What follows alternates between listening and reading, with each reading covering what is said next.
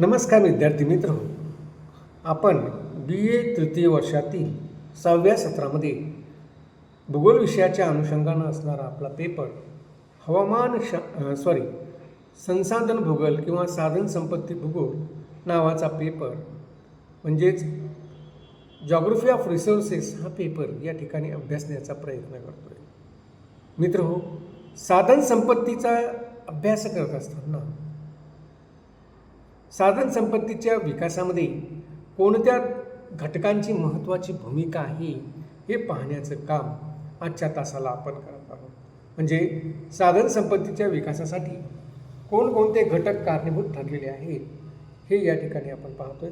तर पहिला घटक आहे की नैसर्गिकरित्याच साधन संपत्तीचा विकास हा होत असतो. मग पहिला घटक जर आपण या ठिकाणी बघितला की तो नैसर्गिकरित्याच साधन संपत्तीचा विकास हा होत असतो. या ठिकाणी आपण जर बघितलं तर आपल्याला असं दिसेल की भूपृष्ठावर, जलावरणात, वातावरणात अनेक प्रकारच्या परिसंस्था अस्तित्वात आहेत आणि या परिसंस्थेमध्ये एकसारखे बदल होत असतात. त्यातील काही बदल हे उपयुक्त असतात. जसं उथळ सरोवर असेल, म्हणजे सरोवर परिसंस्था असेल, तर या सरोवराच्या तळावर वर्षानुवर्ष गाळाचे संचयन होत राहते आणि गाळाचं संचयन झालं की त्या ठिकाणी शेवाळ, नेचे, तरंगणारी झुडपे ही निर्माण होतात. त्यानंतर पुन्हा त्या ठिकाणी गाळाचं संचयन सुरूच असेल तर त्या ठिकाणी सरोवर त्या ठिकाणी नष्ट होतो आणि सरोवराच्या जागी आता दलदलीयुक्त जंगल त्या ठिकाणी निर्माण होतं. त्यानंतर पुन्हा त्या ठिकाणी गाळाचं संचयन झाल्यास त्या ठिकाणी मध्यम स्वरूपाची झुडपे, मोठे वृक्ष निर्माण होतात. अशा प्रकारे जर बघितलं आपण तर जलसंपदेचा विकास किंवा साधन संपदेचा विकास हा नैसर्गिकरित्याच या ठिकाणी होत असतो. याचं उदाहरण द्यायचं झाल्यास 1883 इंडोनेशियातील क्रॅकोटोवा नावाच्या बेटावर प्रचंड प्रकारचा ज्वालामुखीचा स्फोट त्या ठिकाणी झाला आणि या स्फोटामध्ये या बेटावरील असणारी संपूर्ण जीवसृष्टी ही बेचिराग झाली. जे काही वनस्पती होते, प्राणी होते, हे संपूर्णतः बेचिराग झाले. परंतु कालांतराने आज ही जी काही बेट आहे या बेटावर पुन्हा हिरव्यागार वनस्पतीचं आच्छादन त्या ठिकाणी झालेलं आपल्याला दिसतं. तिथं जंगलं वाढलेली दिसतात आणि तेथे साधन संपत्तीचा विकास झालेला दिसतो. मात्र काही ठिकाणी व विशिष्ट पर्यावरणात साधन संपत्तीचा क्षय देखील होतो. वणवा जर लागला असेल तर त्या वणव्यामध्ये अरण्य जळून जाते आणि पुढे ते क्षेत्र मानवी हस्तक्षेपापासून मुक्त राहिल्यास तेथे गवताळ राने किंवा मध्यम उंचीची झाडे झुडपे वाढतात. परंतु पूर्वीसारखे जंगल कधीही त्या ठिकाणी निर्माण होत नाही. तसंच हिमयुगात तापमान कमी झाल्यामुळे पाण्याचे बाष्प थिजून जमिनीवर हिमाचे आवरण त्या ठिकाणी वाढले. त्यामुळे समुद्राची पातळी ही खाली उतरली आणि समुद्राची पातळी खाली उतरल्यामुळे ज्या प्रकारचे समुद्र होते ते उथळ प्रकारचे समुद्र त्या ठिकाणी नाहीसे होऊन तेथे सागरी जीवसृष्टी निर्माण झाली आणि एकेकाळी म्हणजेच त्या ठिकाणी साधन संपत्तीचा विकास झालेला आपल्याला दिसून येतो. एकेकाळी डायनासोरसारखे प्रचंड आकाराचे प्राणी काळाच्या ओघात नष्ट झालेले आहेत. अर्थात एका भागात विध्वंस होत असतानाच त्याच वेळी दुसऱ्या भागात साधन संपत्तीचा विकास झालेला आपल्याला दिसतो. म्हणजेच नैसर्गिकरित्या देखील साधन संपत्तीचा विकास होताना आपल्याला आढळतो. त्यानंतर साधन संपत्तीचा विकासामध्ये दुसरा महत्त्वाचा घटक म्हणजे मानवी हस्तक्षेप. मानवी हस्तक्षेपामुळे देखील साधन संपत्तीचा विकास झालेला आपल्याला दिसतो.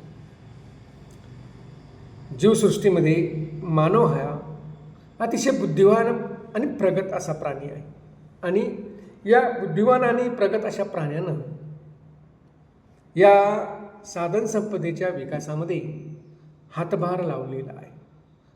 सुरुवातीच्या काळामध्येच आपण जर बघितलं तर आपल्याला असं दिसतं की जंगलामध्ये राहणारे घोडे, बैल, म्हैस, कुत्रा इत्यादी प्राण्यांचं पालन पोषण करून, त्यांना पाळून, त्यांचं संगोपन करून ते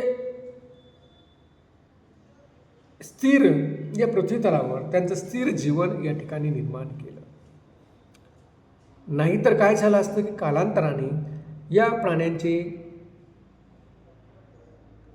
हे प्राणी नामशेष झालेले आपल्याला दिसून येतात. कारण हे जे काही प्राणी ज्यांचं पालन पोषण केलं ते निश्चित हिंस्र प्रकारचे नव्हते आणि म्हणून आपण पाहतोय की अशा पद्धतीनं त्या प्राण्यांचं देखील योग्य पद्धतीनं पालन पोषण करून, संगोपन करून आज ते प्राणी या ठिकाणी पृथ्वीतलावर आहेत आणि त्या प्राण्यांच्या साह्यानंच या ठिकाणी आपण शेती केली आणि शेती करून शेतीतील उत्पादनं, अन्नधान्याची उत्पादनं या ठिकाणी केले. काही वेळेस त्यांचा वापर हा आपण वाहतुकीसाठी देखील केलेला आढळून येतो. त्यानंतर किनारी भागातील दलदलीत जमिनीतून पाण्याचा निचरा करून हजारो आणि लक्षावधी हेक्टर क्षेत्र ही लागवडीखाली आणले आहे. बघा, मानवानं देखील साधन संपत्तीचा विकास कसा केला तर ज्या किनारी भागामध्ये दलदलयुक्त असं जमीन आहे या भागामधील पाण्याचा निचरा योग्य पद्धतीने त्यांनी केला आणि निचरा झाल्यामुळं त्या ठिकाणी लक्षावधी हेक्टर जमीन ही लागवडीखाली आणली गेली. नेदरलँडचा जर विचार आपण केला तर जवळपास नेदरलँडचे अर्धे क्षेत्र हे समुद्रसपाटीखाली आहे. परंतु या मानवानं त्या ठिकाणी किनारीवरती भागावर एकाला एक समांतर अशा प्रकारच्या भिंती बांधून पवनचक्क्याच्या साहाय्यानं त्या ठिकाणी असणारा पाण्याचा निचरा केला आणि आज आपण पाहतोय की त्या ठिकाणी नेदरलँडमधील 90% शेती ही याच भागात केली गेलेली आपल्याला दिसून येते. भारतामध्ये देखील तराईच्या भागात, त्याचप्रमाणे कावेरी, गोदावरी, कृष्णा इत्यादी नद्यांच्या त्रिभुज प्रदेशातील पाणथळ जाग्याचे निर्मूलन करून त्या ठिकाणी लक्षावधी हेक्टर जमीन ही पिकाखाली आणलेली आपल्याला दिसून येते. मित्रहो, कोकणामध्ये उपसागर, खड्यात गाळाचे उंचवटे तयार करून बरीच जमीन शेतीखाली आणलेली आहे. किनाऱ्यावरील वाळू वाऱ्याबरोबर आत आल्यामुळे भात खावरे पडीत होतात.